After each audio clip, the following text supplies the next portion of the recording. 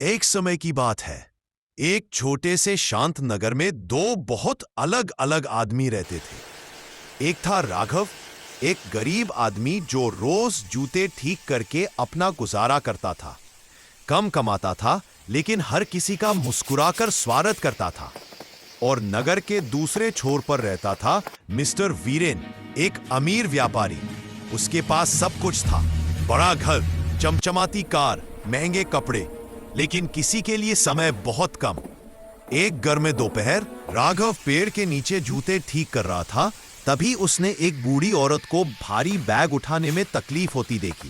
बिना सोचे राघव तुरंत उसकी मदद करने दौड़ा। धन्यवाद बेटा, बूढ़ी औरत ने आंसू भरी आंखों से कहा। राघव मुस्कुराकर बोला, मदद करने में कुछ खर्च नहीं होता माँ।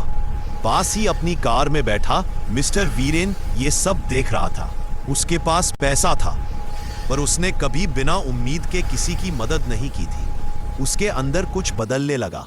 अगली सुबह मिस्टर वीरेन ने कार की बजाय पैदल चलने का फैसला किया। जैसे ही वह राघव की छोटी दुकान के पास से गुजरा, उसका पैर फिसल गया और वो गिर पड़ा।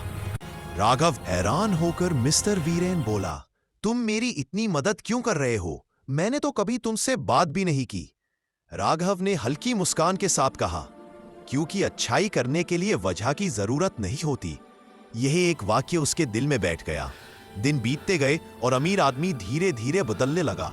वो लोगों का अभिवादन करने लगा, अपने कामगारों की मदद करने लगा और शहर के गरीब बच्चों का भी सहारा बनने लगा।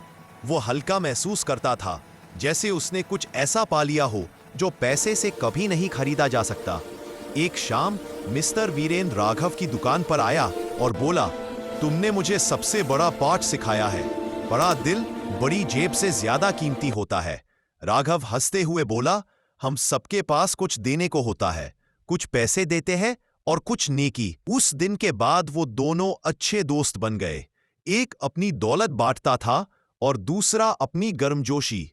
कहानी की सीख, सच्ची अमीरी दिल की नेकी में होती है, पैसे में नहीं। बड़ा दिल हमेशा बड़ी जेब से ज्यादा कीमती होता है।